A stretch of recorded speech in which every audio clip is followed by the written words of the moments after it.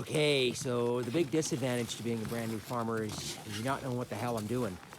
The big advantage to being a brand new farmer is I have to research everything. And well, in a different life, I was an attorney a long time ago. And so I actually don't mind researching and I'm good at it. I don't just go to other people's videos and things and decide what to do from that. I usually try to go to the primary source. So I like to read research papers and all that sort of stuff. So that's how I spend my evenings.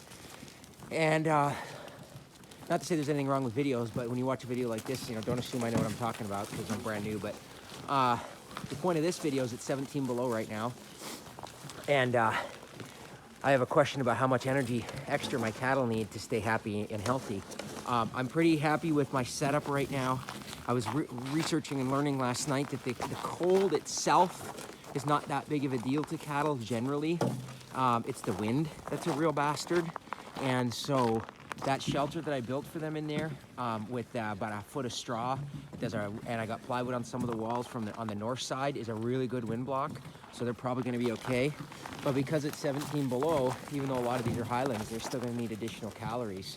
So what I learned yesterday was that for every temperature degree drop, you should give them 1% more grain. So right now it's 17 below. Basically what I did, that's about 40 or 50% more grain. What I did is I simply doubled my grain rations. I'm feeding them morning and night now.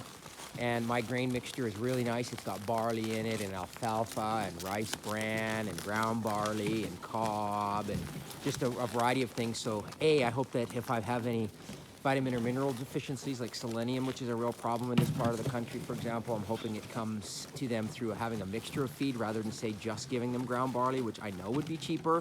But I really want to have a healthy herd, and I want to be known for having the best beef on the Kenai. So I try to make sure that they get what they need. But the answer to the question is, how much more? 1% per temperature, 1% per degree. So you'll have to do your own math. I bet the old-time farmers and ranchers that know what they're doing would probably laugh at the way I do it because they just know what they're doing. But for those of us that are brand new and you have these questions like, how do I keep my cattle happy and healthy when it's 15 or 17 below? The answer is you got to give them more. And I already free feed them hay. You can see I'm going to have to give them another round bale today. But I honestly, personally think, and maybe I'm wrong on this, but I think there's only so much they're going to get out of hay, even though it's a high quality hay. They probably are just fine. But with gestating animals, there's no more in there, Mama. She's supposed to give birth in February, unfortunately. I can't believe they bred her to have a February calf. That's going to be a real challenge for me. So the question is is hay enough? And I don't think that it is. And so I grain them. I choose to do that even though it costs me more because a lot of these cattle, like Big Mama, she's obviously very pregnant. And I just don't know that she can get everything she needs, even from high quality hay. So 1% per degree, per day more, which for me means just doubling it. And yeah, it's gonna cost me an extra $20 or $30 a day. And yeah, there's ranchers that could probably do it a lot less. And yeah, I might not be as profitable as others, but for me, having these guys be happy makes me feel good. I worry about them. I come out and check them many times a day, even at night, just to make sure they're okay. And I probably don't need to do that, but I do because I don't want them to be miserable.